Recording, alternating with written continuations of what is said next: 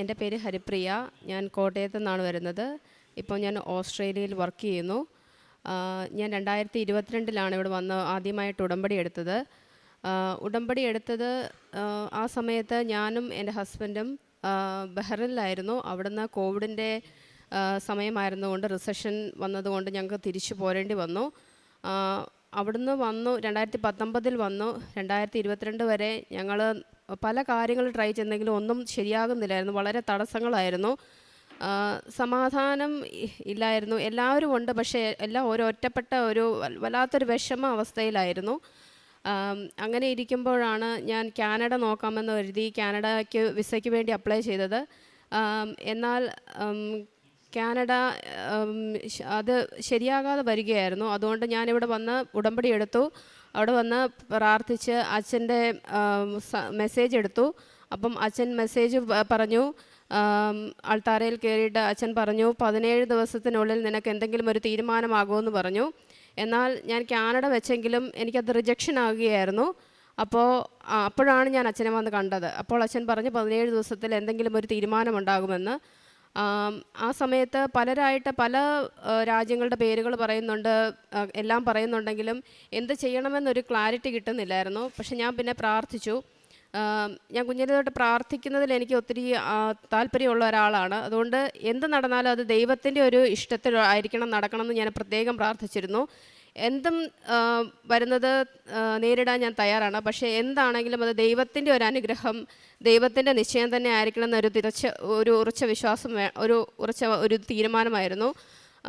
അതുകൊണ്ട് ഞാൻ എപ്പോഴും ദൈവത്തോട് പറയും, ദൈവമേ നിനക്ക് എവിടെയാണ് എന്നെ വിടേണ്ടത്, ആ സ്ഥലത്തേക്ക് നീ എന്നെ നയിക്കണം എന്ന് പ്രാർത്ഥിക്കുമായിരുന്നു. അങ്ങനെ ഇരിക്കുമ്പോഴാണ് എൻ്റെ ഒരു റിലേറ്റീവ് ചേച്ചിയുടെ മദർ ഇൻ ലോ വിളിച്ചിട്ട് പറയുന്നു ഓസ്ട്രേലിയനെ പറ്റി. അതുവരെ ഞാൻ ഓസ്ട്രേലിയ എന്നുള്ള ഒരു രാജ്യം എൻ്റെ മനസ്സിൻ്റെ ഉള്ളിൽ പോലും ഇല്ലായിരുന്നു. കാരണം എൻ്റെ കസിൻസ് കൂടുതൽ പേരും കാനഡയിലായിരുന്നു. അപ്പം അങ്ങോട്ട് പോകണം എന്നുള്ള ഒരിതിലാണ് കാനഡ നോക്കിക്കൊണ്ടിരുന്നത്. ഓസ്ട്രേലിയ വന്നാൽ ഓസ്ട്രേലിയ ട്രൈ ചെയ്യാമെന്നോർത്ത് ഓസ്ട്രേലിയയുടെ ഇത് നോക്കുന്നു.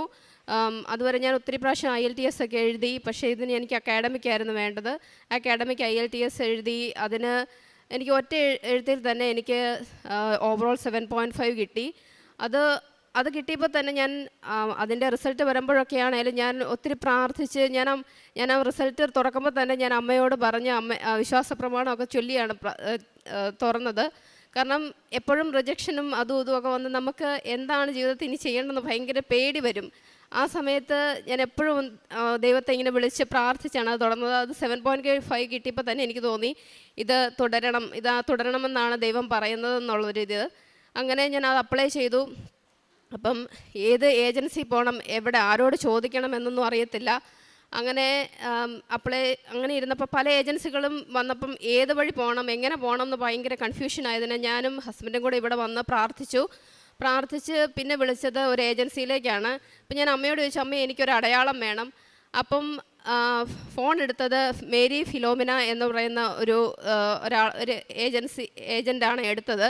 അപ്പം ഞാൻ ഓർത്തു മേരി എന്ന പേര് ഒരു അടയാളമായി ഞാൻ കരുതി. ഞാൻ അതിൽ തുടർന്നു. അങ്ങനെ പറഞ്ഞു. അപ്പം ഏജൻസി പറയുന്നുണ്ട് നിങ്ങൾക്ക് ഓൾറെഡി കാനഡ റിജക്ഷൻ വന്നതുകൊണ്ട് ഓസ്ട്രേലിയ റിജക്ഷൻ വരും, അതുകൊണ്ട് ഹസ്ബൻഡിനെ വെക്കാൻ പറ്റില്ല, നിങ്ങൾ ഒരുമിച്ച് പോകുന്നതും ശരിയായിരിക്കത്തില്ല, അത് 100% റിജക്ഷൻ ആയിരിക്കുമെന്ന് പറഞ്ഞു. അപ്പം ആ സമയത്താണ് എൻ്റെ ഫ്രണ്ടിൻ്റെ ഒരു ഫ്രണ്ട് ഓസ്ട്രേലിയയിൽ വർക്ക് ചെയ്യുന്നത്, ആനി ചേച്ചി എന്നാണ് പേര്. അപ്പം ആനി ചേച്ചിനെ പരിചയപ്പെട്ട് വന്നപ്പോഴാണ് ചേച്ചി കൃപാസനത്തിലെ വലിയൊരു അമ്മയുടെ ഭക്തയാണെന്നും അങ്ങനെ ഞങ്ങൾ എപ്പോഴും ഞങ്ങളുടെ അങ്ങോട്ടും ഇങ്ങോട്ടുമൊക്കെ ഒത്തിരി സങ്കടങ്ങൾ പറയാനും വിശ്വാസം കൈമാറാനും ഒക്കെ ഞങ്ങൾ സമയം കണ്ടെത്തുമായിരുന്നു. അങ്ങനെ ചേച്ചി എന്നോട് പറഞ്ഞു, നമ്മൾ ദൈവത്തിലാണ് വിശ്വസിക്കുന്നത്, ദൈവത്തിൽ വിശ്വസിക്കാൻ നേരത്ത് ഏജൻസി പറയുന്നതോ കേൾക്കേണ്ട ആവശ്യമില്ല, നീ ധൈര്യമായിട്ട് അമ്മേനെ വിശ്വസിച്ചുകൊണ്ട് നിങ്ങൾ വെക്കുവാണെങ്കിൽ 2 പേരും കൂടെ ഒരുമിച്ചേ വെക്കാവുള്ളൂ എന്ന് പറഞ്ഞു. അപ്പം അതൊരു ധൈര്യമായിട്ട് ആയിരുന്നു. അപ്പം ഞാൻ ഹസ്ബൻഡിനോട് പറഞ്ഞു, ഏജൻസി എന്ത് വേണമെങ്കിലും പറഞ്ഞോട്ടെ, നമ്മൾ ഏജൻസിയുടെ പേരിലല്ല, നമ്മൾ അമ്മയുടെ പേരിലാണ് വെക്കുന്നത്, അതുകൊണ്ട് ധൈര്യമായിട്ട് വെച്ചോളാൻ പറഞ്ഞു. പറയുമ്പോഴൊക്കെ ധൈര്യമുണ്ടായിരുന്നു, അത് കഴിഞ്ഞപ്പോൾ ടെൻഷനൊക്കെ ഉണ്ടായിരുന്നു. അങ്ങനെ ഇരിക്കാൻ നേരത്ത് ഞങ്ങളിങ്ങനെ മേരി ഫിലോമിനയോട് പറഞ്ഞു ഞങ്ങൾ കൃപാസനത്തിൽ പോകും. അപ്പം മേരി ഇങ്ങോട്ട് പറയുകയാണ്, അയ്യോ ഞാനും കൃപാസനത്തിൻ്റെ വലിയ ഭക്തയാണ്, എന്നാൽ ഇനി തൊട്ട് നിങ്ങളുടെ കാര്യത്തിന് ഞാൻ സ്പെഷ്യലായിട്ടൊരു കൺസിഡറേഷൻ കൊടുക്കും, നിങ്ങളുടെ എല്ലാ കാര്യം ഞാൻ എപ്പോഴും ചെക്ക് ചെയ്യും എന്നൊക്കെ പറഞ്ഞു. അപ്പം ഞങ്ങളുടെ ഭക്തി കണ്ടിട്ട്, ഞാനൊരു അക്രൈസ്തവയാണ്, ഞങ്ങളുടെ ഭക്തി കണ്ടിട്ട് മേരി എപ്പോഴും പറയുമായിരുന്നു, പ്രിയയുടെ ഭക്തി കാണാൻ നേരത്തെ എനിക്കെപ്പോഴും ഒരു പ്രചോദനമാണെന്ന്. അത് ആനി ചേച്ചിയും പറയുമായിരുന്നു. അപ്പോൾ അങ്ങനെ ഞങ്ങളത് വെച്ചു. ഞാൻ അമ്മയോട് പറഞ്ഞു, അമ്മേ എനിക്ക് എന്തെങ്കിലും ഒരു അടയാളം തരണമെന്ന്. അപ്പോൾ ഈ വിസ വരുന്നതിന് തലേ ദിവസം എൻ്റെ അമ്മ പ്രാർത്ഥിച്ചുകൊണ്ട് കിടക്കുമ്പം അമ്മ എന്നോട് പറഞ്ഞു, മോനെ ഞാനിങ്ങനെ കൃപാസനം മാതാവും ഒരു ഓഫീസറും ഇരിക്കുന്നതായിട്ട് സ്വപ്നം കാണുന്നുണ്ട്, എന്നിട്ട് മാതാവ് ഓഫീസറിൻ്റെ പുറകെയിലിരുന്ന് കൈ ഇങ്ങനെ കാണിക്കുന്നു എന്ന് പറഞ്ഞു. അപ്പം ഞാൻ പറഞ്ഞു, അതൊക്കെ നമ്മൾ എപ്പോഴും പ്രാർത്ഥിക്കുന്നതോട് തോന്നുന്നതായിരിക്കും അമ്മേ, ഇതുവരെ ഒന്നും വന്നില്ലല്ലോ എന്ന് പറഞ്ഞു. അപ്പം അതൊരു ഫെബ്രുവരി ആയിരുന്നു. ആ ഫെബ്രുവരി സമയത്ത് അമ്മയുടെ അടയാളം ചോദിച്ചത്, ഒരിക്കലും ഞായറാഴ്ച ആർക്കും വിസ വരാറില്ല, എന്നാൽ എനിക്ക് വിസ ഗ്രാൻഡ് ആയത് ഒരു ഞായറാഴ്ചയായിരുന്നു. അത് ഭയങ്കര ഒരു അത്ഭുതമായിരുന്നു. അപ്പം അത്ര അത്ഭുതമായിരുന്നേ പോലും ഇപ്പം ഞാൻ ഓസ്ട്രേലിയയിലാണ്. ഓസ്ട്രേലിയയിൽ ഒരിക്കലും ഞായറാഴ്ച അവർ വീക്കെൻഡ്സ് ഒത്തിരി സീരിയസ് ആയി കാണുന്ന ആൾക്കാരാണ്. അങ്ങനെ വിസ ഗ്രാൻഡ് ചെയ്യാൻ ഒരു ചാൻസുമില്ല. അപ്പോൾ അത് അമ്മയുടെ ഒരു പ്രത്യേക അനുഗ്രഹമായിട്ട് ഞാൻ കരുതുന്നു. പിന്നെ അവിടെ ചെന്നതിന് ശേഷമാണെങ്കിലും നമുക്ക് ഒത്തിരി സ്ട്രഗിളുണ്ട്. പുതിയൊരു രാജ്യമാണ്. അവിടെ ചെന്ന് എനിക്ക് ജോലി കിട്ടാനൊക്കെ ബുദ്ധിമുട്ടുകളുണ്ടായിരുന്നു. പക്ഷേ അപ്പോഴൊക്കെ ഞാൻ എപ്പോഴും അമ്മയോട് എനിക്ക് കുറ്റം പറയാൻ തോന്നിയിട്ടില്ല, അല്ലെങ്കിൽ ഒരു പരിഭവം പറയാൻ തോന്നിയിട്ടില്ല. കാരണം ഒത്തിരി വിഷമിച്ചാണ് ഇവിടുന്ന് പോയത്. അറ്റ്ലീസ്റ്റ് അമ്മ ഒരു സ്ഥലത്തെത്തിച്ചു, ബാക്കി അമ്മ ഈശോയും കൂടെ നോക്കും എന്നുള്ളൊരു വിശ്വാസം ഉണ്ടായിരുന്നു. ഒത്തിരി വിഷമിച്ചിട്ടുണ്ട്, ജീവിതത്തിൽ ഒത്തിരി വിഷമിച്ചിട്ടുണ്ട്. പിന്നെ അവിടെ ചെന്നു എന്ത് വിഷമം വരുമ്പോഴും ഞാൻ എപ്പോഴും ഓർക്കും, ഇവിടം വരെ എത്തിച്ച ദൈവത്തിന് എന്നെ മുന്നോട്ട് നയിക്കാനുള്ളൊരു ശക്തി ദൈവം തരും. ഞാൻ എപ്പോൾ എന്ത് സംഭവിച്ചാലും ഞാൻ പറയും, അമ്മേ എന്തും സംഭവിച്ചോട്ടെ ജീവിതത്തിൽ, പക്ഷേ എപ്പോഴും എന്ത് സഹിക്കാനും എന്ത് നേരിടാനും എൻ്റെ കൂടെ ഉണ്ടാകണം എന്ന് പറയും. അങ്ങനെ ഒരു ദിവസം ഞാൻ അപ്ലൈ ചെയ്തു. ഞാൻ ടാസ്മാനിയയിലാണ്. ടാസ്മാനിയയിൽ ഞാൻ അപ്ലൈ ചെയ്യാത്ത ഒരു ഫാർമസി പോലും കാണത്തില്ല. അതുപോലെ എല്ലായിടത്തും അപ്ലൈ ചെയ്തു. പക്ഷേ 9 മാസത്തോളം എനിക്ക് ഒരു ജോലിയും ഉണ്ടായിരുന്നില്ല. ഒരു ദിവസം ഞാൻ ഒത്തിരി വിഷമിച്ച് കരഞ്ഞ് ഞാൻ അമ്മയോട് ചോദിച്ചു, അമ്മ കേൾക്കുന്നുണ്ടോ എന്നെ എന്നിങ്ങനെ ചോദിച്ചു. അപ്പോൾ എനിക്ക് പലപ്പോഴായിട്ട് ദൈവത്തിൻ്റെ ഒരു അനുഭവം കിട്ടിയിരിക്കുന്നത് കാറ്റുമഴയും മഴവില്ലുവഴിയും ഒക്കെയാണ്. അപ്പം ഞാൻ അന്ന് വെയിലില്ല, മഴയില്ല, ഒന്നുമില്ല. പക്ഷെ ഞാൻ ആകാശത്തോട് നോക്കുമ്പം ഒരു ഫുൾ മഴവില്ല് കാണുന്നു.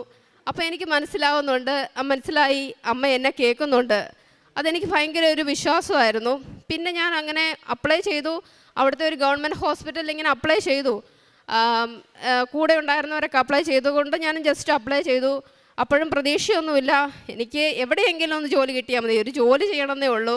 അത് ഇനി ഫാർമസി പോലും ഇല്ലെങ്കിൽ എന്തെങ്കിലും ഒരു ജോലി ചെയ്യണം എന്നുള്ളൊരു ഇതിലായിരുന്നു. അങ്ങനെ ഗവൺമെൻറ് ഹോസ്പിറ്റലിൽ അപ്ലൈ ചെയ്തു. അന്ന് ഞാനിങ്ങനെ പ്രാർത്ഥിച്ചിട്ട് കിടന്നപ്പോൾ അമ്മേനെ കണ്ടു. അമ്മ 3 എഴുതി കാണിക്കുന്നു.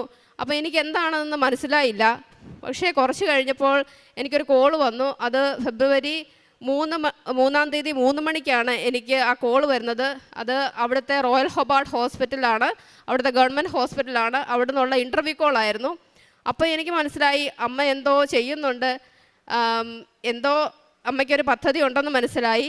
പോയി ഇൻ്റർവ്യൂ, അതിന് മുന്നേ എനിക്ക് അവിടുത്തെ ഒരു കമ്മ്യൂണിറ്റി ഫാർമസിയിൽ ചെറുതായൊരു ജോലി കിട്ടി. പക്ഷേ അപ്പോഴും ഞാൻ ഈ ഗവൺമെൻറ് ഹോസ്പിറ്റലിൽ ഞാനിങ്ങനെ പറഞ്ഞിട്ടുണ്ട്, അമ്മ എനിക്ക് അവിടെ ജോലി കിട്ടിയില്ലെങ്കിലും ആ ഗവൺമെൻറ് ഹോസ്പിറ്റലിലൊന്ന് കയറണം, ജസ്റ്റ് ആ ഹോസ്പിറ്റലൊക്കെ ഒന്ന് കാണണം, അത്രമാത്രം എൻ്റെ ആഗ്രഹമുള്ളൂ, അത് അമ്മയൊന്ന് നടത്തി തരണം എന്ന് പറഞ്ഞിട്ടുണ്ട്. അപ്പം ഞാൻ ഓർത്ത് എന്നാൽ ഇൻ്റർവ്യൂവിന് പോകുമ്പം അവിടുത്തെ ആ ഹോസ്പിറ്റലൊക്കെ ഒന്ന് കാണാം എന്നുള്ളൊരു ഇതിൽ മാത്രം പോയി ഇൻ്റർവ്യൂ ചെയ്തു. ഞാൻ അവരോടും പറഞ്ഞു എനിക്കൊന്ന് ജസ്റ്റ് ഇൻ്റർവ്യൂ അറ്റൻഡ് ചെയ്യണമെന്നായിരുന്നു വലിയ ആഗ്രഹം. ഐ എം സോ ഹാപ്പി എന്നൊക്കെ ഞാൻ ഇൻ്റർവ്യൂ ചെയ്യുന്നവരോടും പറഞ്ഞു. അപ്പോഴും ഒരു പ്രതീക്ഷയും ഇല്ല. പക്ഷേ കുറച്ച് ദിവസം കഴിഞ്ഞപ്പോൾ എനിക്ക് പാർട്ട് ടൈമായിട്ട് അവർ കോൺട്രാക്ട് ബേസിസിൽ എനിക്കവിടെ ജോലി കിട്ടി. എനിക്ക് ജോലി കിട്ടിയപ്പം എനിക്ക് ആ സന്തോഷം എനിക്ക് പറഞ്ഞറിയിക്കാൻ പറ്റാത്തതായിരുന്നു. ഞാൻ അമ്മയ്ക്ക് ഒത്തിരി നന്ദി പറഞ്ഞു, അമ്മയ്ക്ക് ഈശോയ്ക്കും. ആദ്യം ഒരു 10 മിനിറ്റ് കരഞ്ഞു. കാരണം കരഞ്ഞിട്ട് ഒന്നും പറയാൻ പറ്റുന്നില്ലായിരുന്നു. കാരണം അത് എത്രമാത്രം മനസ്സിലാവുമെന്നറിയത്തില്ല. നമ്മൾ കുറേ നാൾ 2019 തൊട്ട് ഒരു ജോലി അന്വേഷിക്കുകയാണ്, വേറൊരു രാജ്യത്ത് ചെന്നു, അവിടെ ജോലി അന്വേഷിച്ച് കിട്ടുന്നില്ല. അങ്ങനെ പെട്ടെന്നൊരു ജോലി കിട്ടിക്കഴിഞ്ഞപ്പം എന്ത് ചെയ്യണമെന്നറിയത്തില്ല. നമ്മുടെ കഴുത്തിൻ്റെ ഇവിടെ വന്നൊരു വിഷമം നിൽക്കത്തില്ലേ, ആ അവസ്ഥ അങ്ങനത്തെ ഒരു ഇതിലായിരുന്നു. അത് ദൈവത്തോട് ഒത്തിരി പ്രാർത്ഥിച്ചു, ഒത്തിരി സന്തോഷിച്ചു. പിന്നെ അവിടെ ചെന്ന് പിന്നെ അവിടെ വർക്കൊക്കെ ചെയ്തു. അങ്ങനെ ഇരിക്കുമ്പോഴാണ് അവിടെ പിന്നെ അവിടെ പെർമനൻ്റായിട്ട് കിട്ടാൻ അവിടെ 2 മാസം 3 മാസത്തേനായിരുന്നു എൻ്റെ കോൺട്രാക്റ്റ്. അവിടെ പെർമനൻ്റായി കിട്ടുമെന്ന ഒരു വിശ്വാസം ഒന്നുമില്ലായിരുന്നു. പക്ഷേ പിന്നെ എന്തും ദൈവത്തിൻ്റെ ആഗ്രഹം നടക്കട്ടെ, ദൈവത്തിൻ്റെ ഇഷ്ടമാണല്ലോ എന്നുള്ളൊരിതായിരുന്നു. അങ്ങനെ ഇരിക്കുമ്പോഴാണ് അതുവരെ വന്നിട്ടില്ലാത്ത ഒരു മാസീവ് ഇൻടേക്ക് അവരെടുക്കുന്നത്. ഫാർമസി ടെക്നീഷ്യനായിട്ടാണ് എനിക്ക് ജോലി കിട്ടിയത്. ആ മാസീവ് ഇൻടേക്ക് എടുക്കാൻ നേരത്ത് അവരെന്നോട് പറഞ്ഞു, എന്നോട് ഇപ്പോഴും ഞാൻ ഓർക്കുന്നുണ്ട്, HR പറഞ്ഞു, ഞാനാണ് അവിടെ ലാസ്റ്റ് ജോയിൻ ചെയ്തത്. എനിക്ക് ആ ഇൻ്റർവ്യൂ നടക്കുന്ന സമയത്ത് 2 മാസം മാത്രമേ എനിക്ക് എക്സ്പീരിയൻസ് ഉള്ളായിരുന്നു, അവിടുത്തെ എക്സ്പീരിയൻസ്. അപ്പോൾ എന്നോട് HR മാറ്റ് എന്നാണ് പുള്ളിയുടെ പേര്. പുള്ളി എന്നോട് പറഞ്ഞു, പ്രിയ, ഈ ഇൻ്റർവ്യൂസിൽ ബാക്കിയുള്ള എല്ലാവരും വെച്ച് നോക്കുമ്പം നിനക്കാണ് എക്സ്പീരിയൻസ് കുറവ്, അതുകൊണ്ട് കിട്ടാൻ പ്രയാസമാണ്, വിഷമിക്കൊന്നും ചെയ്യരുത്, അവരങ്ങനെ നമ്മളെ പ്രിപ്പയർ ചെയ്യും. അപ്പം ഞാൻ മനസ്സിലോർത്തു, ഇത്രയും വരെ എത്തിച്ച ദൈവത്തിന് ഇതാണ് ഇങ്ങനെയാണ് തീരുമാനമെങ്കിൽ അത് കുഴപ്പമില്ല, ഞാനത് സ്വീകരിക്കും. അങ്ങനെ അവിടെ ചെന്നു, സെക്കൻഡ് ഇൻ്റർവ്യൂ ചെയ്തു. സെക്കൻഡ് ഇൻ്റർവ്യൂവിൽ ദൈവം അനുഗ്രഹിച്ച് പാസ്സായി. ഇപ്പം ഞാൻ അവിടെ പെർമനൻ്റായിട്ട് ഗവൺമെൻറ് ഹോസ്പിറ്റലിൽ ഫാർമസി ടെക്നീഷ്യനായിട്ട് വർക്ക് ചെയ്യുന്നു. നേർച്ച വസ്തുക്കൾ എല്ലാ സ്ഥലത്തും ഉപയോഗിച്ചത് കൊണ്ട് ഒരു പ്രത്യേക സ്ഥലം എന്നില്ല. ഇൻ്റർവ്യൂവിന് കയറുമ്പോഴും ഈവൻ എവിടെ പോയാലും ഞാൻ നേർച്ച വസ്തുക്കളും ഉപ്പും തൈലവും തേച്ചിട്ടാണ് ഇറങ്ങുന്നത്. അതുകൊണ്ട് ഓരോ വിസ പ്രോസസ്സിങ്ങിൻ്റെ സമയത്താണെങ്കിലും നമ്മൾക്ക് ഫിനാൻഷ്യലി ആവശ്യം വന്ന സമയത്താണെങ്കിലും ഓരോ സമയത്തും ദൈവത്തെ വിളിച്ച് ഉപ്പും തൈലവും തേച്ചിട്ടാണ് ഞാൻ ഓരോ സമയത്തും ഇറങ്ങുന്നതും ഏത് ഇൻ്റർവ്യൂ അറ്റൻഡ് ചെയ്യുന്നതും ഓഫീസിൽ പോകുന്നതും എല്ലാം. ഈവൻ ഞങ്ങളുടെ SOP സബ്മിറ്റ് ചെയ്യുന്ന സമയത്ത് പോലും ഞങ്ങളവിടെ ക്രോസ് വരച്ച് തൈലം കൊണ്ട് ക്രോസ് വരച്ചിട്ടാണ് ഞങ്ങളത് സബ്മിറ്റ് ചെയ്തത്. പിന്നെ എപ്പോഴും വിശ്വാസ പ്രമാണം ചൊല്ലി പ്രാർത്ഥിക്കുമായിരുന്നു ഏത് സമയത്തും. വലിയ കാര്യം തൊടുന്നില്ല, ചെറിയ കാര്യം മുതൽ ഈവൻ ഞാൻ എപ്പോഴും ദൈവത്തോട് പ്രാർത്ഥിച്ച് നടക്കുന്ന ഒരാളാണ്. ഈവൻ ഒരു ഷോപ്പിൽ പോയാലോ ഒരു സാധനം പിക്ക് ചെയ്യണമെങ്കിൽ പോലും ഞാൻ അമ്മയോട് ചോദിക്കും, അമ്മയ്ക്ക് ഇത് ഇഷ്ടപ്പെട്ടോ, അങ്ങനെ ചോദിച്ചെടുക്കുന്ന ഒരാളാണ്. അതുകൊണ്ട് എനിക്ക് പ്രത്യേകമായിട്ടൊരു സമയത്ത് ഞാനത് ഇത് ചെയ്തു എന്ന് എനിക്കില്ല. അങ്ങനെ അവിടെ ചെന്നു, അവിടെ പെർമനൻ്റായി ഗവൺമെൻറ് ഹോസ്പിറ്റലിൽ ജോബ് കിട്ടി. അതിനുശേഷം PR വെക്കണം. സാധാരണ നമ്മൾ TR ആണ് അപ്ലൈ ചെയ്യേണ്ടത്. എനിക്ക് TR അപ്ലൈ ചെയ്യേണ്ടത് വന്നില്ല. അതിന് മുന്നേ തന്നെ എനിക്ക് PR ലഭിച്ചു. അത് ഒരു തിങ്കളാഴ്ച ഞാൻ അപ്ലൈ ചെയ്യാനായിട്ടിരിക്കുമായിരുന്നു TR. പക്ഷേ ആ വെള്ളിയാഴ്ച എനിക്ക് നോട്ടിഫിക്കേഷൻ വരുന്നു, എനിക്ക് നോമിനേഷൻ കിട്ടിയെന്ന്. ആ സ്റ്റേറ്റിൻ്റെ നോമിനേഷൻ കിട്ടി. ആ സ്റ്റേറ്റിൻ്റെ നോമിനേഷൻ കിട്ടിക്കഴിഞ്ഞാൽ നമുക്ക് ഡയറക്റ്റ് PR-ലേക്ക് PR ലഭിക്കും. നമുക്കൊക്കെ അറിയാം, ഒരു PR ഒക്കെ ലഭിക്കാൻ ഒത്തിരി പാടാണ്. എനിക്കറിയാവുന്ന ഒത്തിരി പേരുണ്ട് ഇപ്പോഴും അപ്ലൈ ചെയ്തിട്ടും 2-3 വർഷമായിട്ട് നിൽക്കുന്നവരൊക്കെ ഉണ്ട്. അപ്പോൾ അതനുസരിച്ച് നോക്കുമ്പോൾ ഒരു TR-ൽ നിന്ന് ഇതിൽ നിന്ന് ഡയറക്റ്റ് എനിക്ക് 2 മാസത്തിനുള്ളിൽ PR ലഭിച്ചു. പിന്നെ ഇപ്പം ഞാനും എനിക്ക് വേണമെങ്കിലും ഹസ്ബൻഡിനാണേലും ഒരു ജോലിയൊക്കെ ഉണ്ട്. ഒത്തിരി സമാധാനത്തോടെ പോകുന്നു. പിന്നെ ഉടമ്പടി കൊണ്ട് എന്ത് കിട്ടി എന്ന് ചോദിക്കുമ്പം ഈ പറഞ്ഞ എല്ലാത്തിനെ കഴിഞ്ഞ് ഉപരിയായിട്ട് മനുഷ്യനെയല്ല നമ്മൾ ദൈവത്തെയാണ് ആശ്രയിക്കേണ്ടതെന്നുള്ളത് ശരിയായൊരു പരിപൂർണമായൊരു ബോധ്യം എനിക്ക് ലഭിച്ചു. കാരണം മനുഷ്യർക്ക് അച്ഛൻ പറയുന്ന പോലെ 70 വയസ്സ് വരെയോ നമുക്ക് അവരെ ഡിപ്പെൻഡ് ചെയ്യാൻ പറ്റത്തുള്ളൂ. ആരൊക്കെ ഉണ്ടെങ്കിലും നമുക്ക് അച്ഛനുണ്ട്, അമ്മയുണ്ട്, അവരാരും എന്നെ സപ്പോർട്ട് ചെയ്തില്ലെന്നാണ് പറയുന്നത്. ആരും നമ്മുടെ കൂടെ ഉണ്ടെങ്കിലും, എത്ര അധികാരികളുണ്ടെങ്കിലും, നമ്മുടെ അടുത്ത് ആരൊക്കെ ഉണ്ടെന്ന് പറഞ്ഞാലും നമുക്ക് ദൈവമായിട്ട് ശക്തമായിട്ടൊരു ബന്ധം ഉണ്ടെങ്കിൽ നമുക്ക് എന്ത് ചെയ്യുമ്പോഴും ആരും വേണമെന്നില്ല, എനിക്ക് ദൈവം മതി എന്നുള്ളൊരു ഉറച്ചമായ ഒരു വിശ്വാസം നമുക്ക് അത് ദൈവം തന്നുകൊണ്ടിരിക്കും. ഇപ്പം തന്നെ എനിക്കിവിടെ കയറി ഈ സാക്ഷ്യം പറയാൻ എനിക്ക് ഭയങ്കര ഒരു പേടി പോലെയായിരുന്നു. പക്ഷെ ഞാൻ ഉടമ്പടി പുതുക്കുന്ന ക്ലാസ്സിലിരുന്നപ്പം എന്നോട് ആരോ പറയുന്നത്, ഒന്നിനു വേണ്ടി നീ പ്രിപ്പയർ ചെയ്യേണ്ട കാര്യമില്ല, എന്താണോ നീ പറയേണ്ടത് അത് പരിശുദ്ധാത്മാവ് നിന്നെക്കൊണ്ട് പറയിച്ചോളും എന്നൊരു അങ്ങനത്തെ ഒരു പ്രേരണ. ഞാൻ ഒത്തിരി ബൈബിളുകൾ വായിച്ചിട്ടില്ലെങ്കിൽ പോലും അങ്ങനെയുള്ള വചനങ്ങൾ പല സമയത്തായിട്ട് ചിലപ്പോൾ വചനമായിട്ടായിരിക്കും ഇതിൽ പറഞ്ഞു തരുന്നത്. പക്ഷേ പിന്നീട് ആ വചനം കേൾക്കുമ്പോഴാണ് ആലോചിക്കുന്നത്, ഇത് ഓൾറെഡി എന്നോട് ഇങ്ങനെ പരിശുദ്ധാത്മാവ് സംസാരിച്ചിട്ടുള്ളതാണല്ലോ എന്ന് തോന്നുന്നത്. അതുകൊണ്ട് ദൈവം തന്ന എല്ലാ അനുഗ്രഹങ്ങൾക്കും നന്ദി പറയുന്നു. പിന്നെ പ്രേക്ഷിത പ്രവർത്തനമായിട്ട് എൻ്റെ വീട് കോട്ടയത്തിനടുത്താണ്. അപ്പോൾ അവിടെ പോയി കോട്ടയം മെഡിക്കൽ കോളേജിൽ പോയി രോഗികളെ സന്ദർശിക്കുമായിരുന്നു.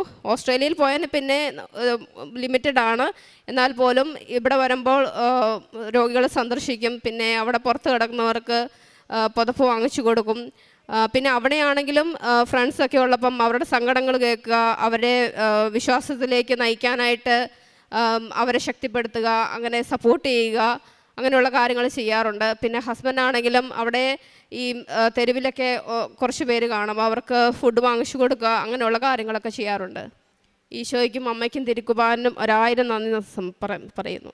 വിശുദ്ധ പൗലോസ് ശ്ലീഹ റോമാക്കാർക്ക് എഴുതിയ ലേഖനം 8-ാം അധ്യായം 28-ാം തിരുവചനം.